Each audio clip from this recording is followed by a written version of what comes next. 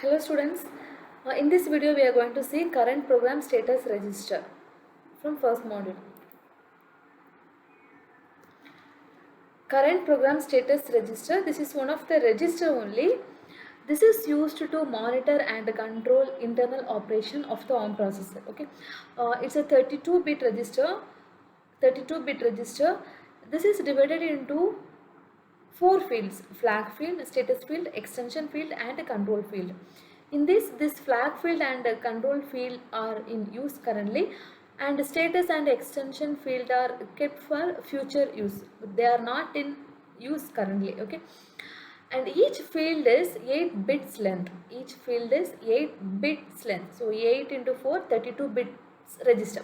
Okay, so first we will see about control field, then flag field. Control field, it's from 0 to 7, totally 8 bits. Okay, so this is divided into processor mode, then state bit, then interrupt mask bits. Okay, so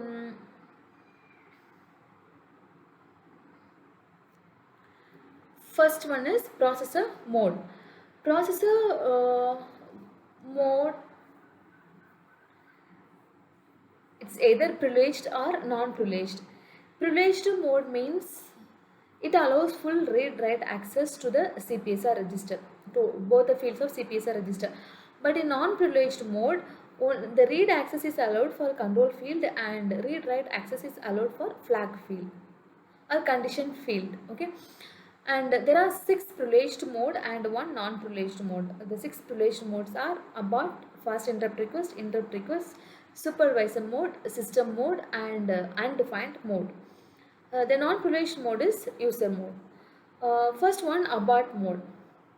So when the processor goes to abort mode means when there is a error during the fetching of memory. So when processor is attempts to fail to fetch the memory, that time processor goes to abort mode.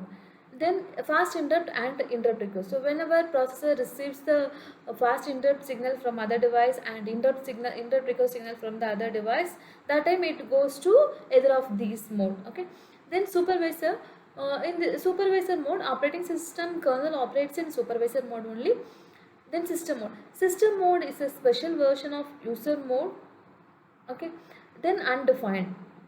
Undefined and abort both are little bit similar only. So abort, I told, error during the fetching of memory. Undefined mean error, it finds error during the fetching of data. Okay, so when the processor attempts to fail during the fetching of data is called undefined. So that time a processor enters into the undefined mode. Okay,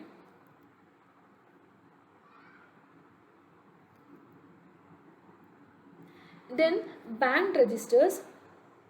So you can see there are 37 registers. Of this 20 registers are called banked register. So banked register means these are hidden registers. These will not be used all the times. So you can use user and system. So this is the normal registers.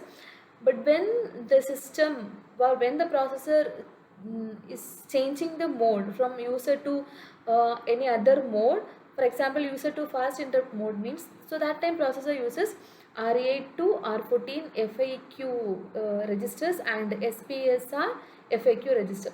If the processor changes the mode from user to supervisor mode, then processor uses R13, R14 SPSR SVC registers. Okay, so in each mode processor is using different set of registers. So these are called banked registers. So whenever processor moves to that mode, these registers will be in use.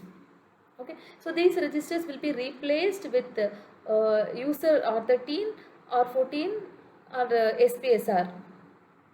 Okay, so when the processor is in supervisor mode, this R13, R14 SPSR will be replaced here.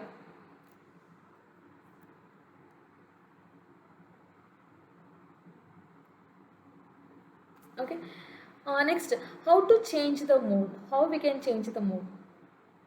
See, in CPSR the first 5 bits are for processor mode. No, you can see the diagram. 0 to 4, totally 5 bits are for processor mode. So by writing code here, we can change the mode. Okay, so if I want to change interrupt request mode, I have to give 10010. So in the place of 0 to 4, I can write 10010. So mode will change to interrupt request mode. So that time R13, R14, IRQ and SPSR IRQ will be in use instead of this R13, R14. Okay, so like that, whatever mode we want to change, we can write that particular code in the CPSR and we can change. For example, this C modes, there are 7 modes. First 6 are privileged, the last one is non-privileged. That's what here, privileged. First 6 are yes privileged, the last one is non-privileged, and these are the abbreviation: ABT, FIQ, IRQ, SVC, SYS, undefined, UND, user, USR, and these are the codes. These should be written in the place of 0 to 4 bits in the CPSR register. Okay, then the next bit is state. The next bit is state bit, which is fifth bit. Fifth bit is state bit. So there are 3 states in the ARM processor: ARM state, thumb state, and Jacel state. ARM state means 32-bit instructions will be executed. Thumb state means 16-bit instructions will be executed. Jacel state means 8-bit instructions will be executed. Okay, and this Jacel bit is available only in few processors. So in that processor, one more bit will be available, that is called J. J bit will be available. Okay. Okay. So when the T bit is 1, T means thumb, no? So when the T bit is 1, thumb mode will be selected. So that time 16-bit instructions will be executed. Okay. So in few processors, as I said, J bit will be available. When the J bit is 1, processor will be in Jacel state. That time 8-bit instructions will be executed. Okay. You can see here, if T is equal to 0, ARM is a state. If T is equal to 1, thumb is a state. So that in 32-bit instructions are executed. So in that mode, only 58 core instructions are there. In thumb mode, we have 30 instructions, like that. Most of the instructions are conditional instructions. Here only branch instructions are conditional instructions. Okay. Next, interrupt mask.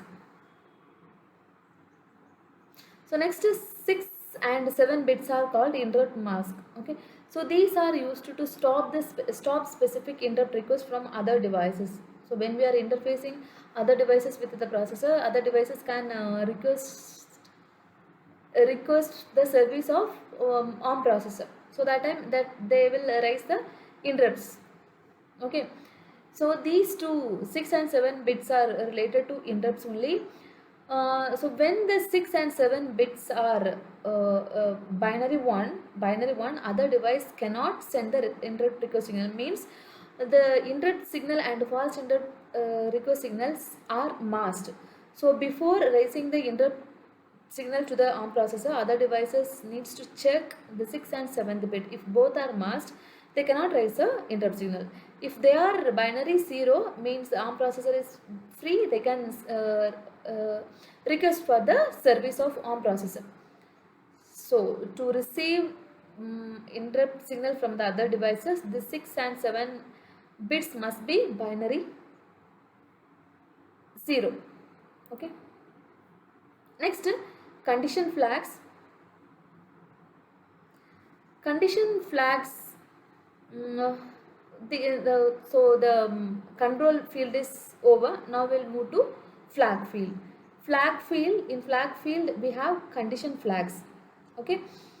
These condition flags are saturation flag, overflow flag, carry flag, zero flag, and negative flag.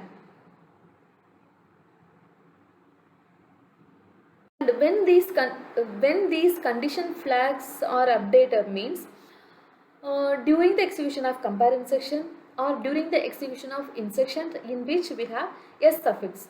So few instruction will be having S suffix. For example, add S, R0, R1, R2. Okay, we can see This add instruction can be add or not R1 R2 also, but in few instruction we can have yes. So that time the instructions will be like add yes or not R1 add 2. So in these type of instructions, after the operation it will also update the flag. Okay. That's all. For example, if sub-base subtract instruction results in a register value of 0, then the flag, it will update the flag field. Okay. So I will tell you, the first flag and second flag are called or overflow flag only. The first flag will be set when there is a unsigned overflow in the result, and second flag will set when there is a signed overflow in the result. Okay. Then carry flag will set when there is a carry in the result. Then zero flag will set whenever the result is 0. Then negative flag will set when the 31st bit of the result is binary 1, means the number is negative. If the 31st bit is 0, then that is positive, but this negative flag will set when the result is negative, when the result will be negative when the 31st bit is 1. Okay.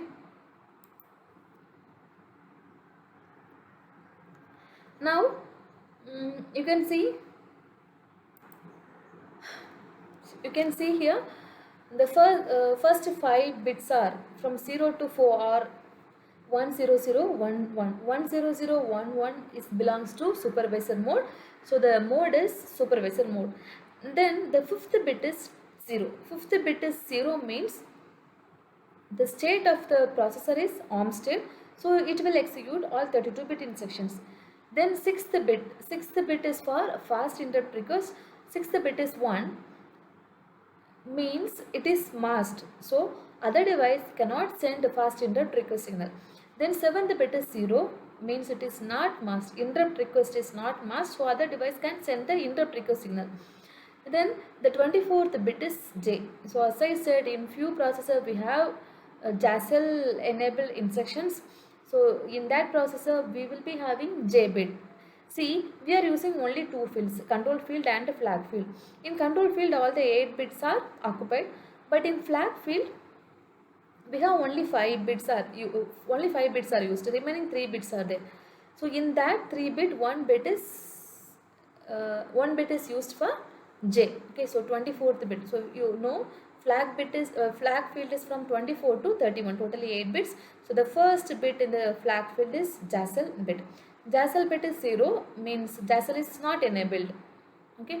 Then 24th bit is 0, means saturation flag is not set. 28 is 0, means overflow flag is not set. 29 is 1, means carry flag is set. Then 30 is 0, there is no 0 in the result. 31 is 0, means the number is not negative. Okay.